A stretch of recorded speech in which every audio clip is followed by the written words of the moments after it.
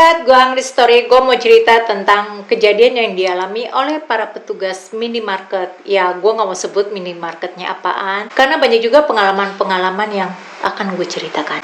Ini kejadian yang dialami oleh dia nggak mau sebut namanya ya. Jadi dia ini adalah cowok, dia ini kerja di minimarket yang buka 24 jam. Minimarket ini ada di pom bensin, tapi kejadiannya sih di luar negeri ya. Udah zaman bahula, zaman-zaman masih pakai buku telepon. Tahu kan buku telepon yang tebel-tebel itu? Nah, pada saat itu dia bilang kalau kejadiannya ini pada pukul 2 dini hari. Ada 4 orang yang datang pakai coat panjang gelap ya, ala-ala mafia gitulah. Jadi begitu mereka datang, salah satu dari antara mereka meminta kepada petugas di minimarket ini, minta dong buku telepon. Kemudian dia bolak-baliklah buku telepon itu. Lalu dia tanya, kamu kenal ini nggak? Petugas itu jawab, tidak. Mereka hanya beberapa saat di sana, kemudian pergi. Setelah itu, operator CCTV segera datang dan dia bilang, aku pikir mereka mau menembak. Karena ya gaya-gayanya ala-ala mobster gitu ya. Keesokan harinya, pria ini menonton berita dan ia melihat ada pembunuhan. Dan di berita itu disebutkan nama orang yang dibunuh itu. Dan ia pun segera teringat, hah? Itu kan nama yang ditanya ke aku sama 4 orang yang aneh-aneh itu. Langsung ia segera menelpon polisi. Manajer tokonya pun memberikan video CCTV itu kepada polisi. Dan beberapa bulan kemudian petugas minimarket ini pun menjadi saksi. Wow, ngeri juga. Ini pukul 3.30 dini hari, ada seorang tokoh yang masuk ke dalam. Ini pukul 3.30 dini hari, ada seorang pria yang masuk ke dalam toko. Dia ini berceceran darah dan penuh luka. Dia segera masuk ke dalam toilet yang ada di toko itu. Tak lama kemudian masuk seorang gadis yang kurus dan juga penuh darah tubuhnya. Ia melihat petugas toko itu dan petugas toko itu hanya menunjuk ke arah toilet. Lalu gadis kurus ini pun menyusul ikut masuk ke toilet. Di dalam toilet itu kayak kedengaran buk bak buk bak buk.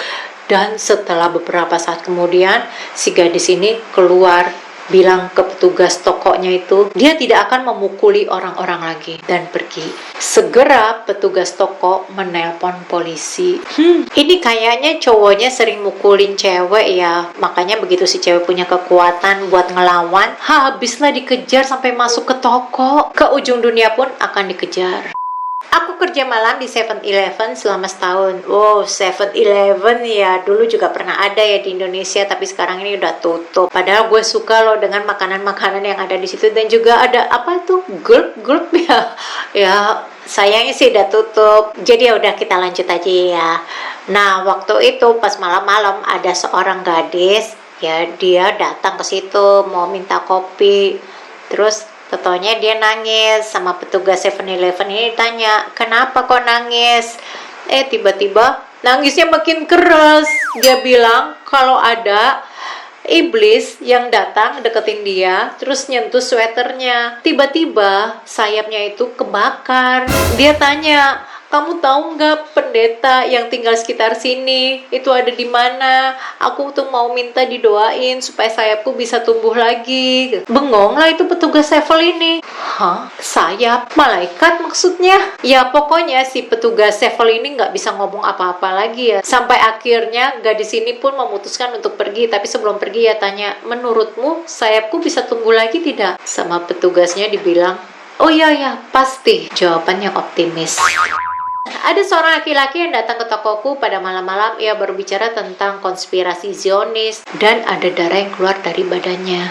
Kemudian ia pun permisi mau ke toilet untuk bersih-bersih. Ia mengeluarkan sesuatu dari kantongnya dan itu adalah bayi kucing. Ya setidaknya mungkin umurnya 5 hari. Ia taruh di meja dan pergi ke toilet.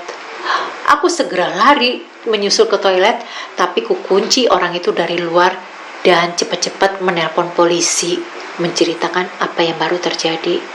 Kemudian aku pelihara kucing itu sampai kucing itu besar. Terus udah gitu aja. Ini ada seorang laki-laki ya, dia masuk juga ke Sevel ya. Laki-laki ini langsung ke mesin kopi, dia buat kopi. Nah, waktu dia nunggu kopinya jadi, dia joget-joget. Begitu kopinya jadi, dia juga joget-joget. Begitu dia bawa kopi mau bayar, dia juga joget-joget. Sampai akhirnya begitu kopinya ditaruh di meja kasir, kopinya itu pun tumpah. Dia malah ketawa. Besokannya, dia datang lagi. Ya, kayaknya kali ini dia mau mencuri. Aku pun memanggil dia, "Hey!" Dia menoleh dan bilang, "Aku mau bayar kok, aku nih punya uang." Kemudian dia berdiri, dan begitu dia mau joget-joget, tiba-tiba ada sesuatu dari kantongnya jatuh. Aku pun menunjuk. Dia tuh senyum. Kayak malu atau mungkin speechless kali ya.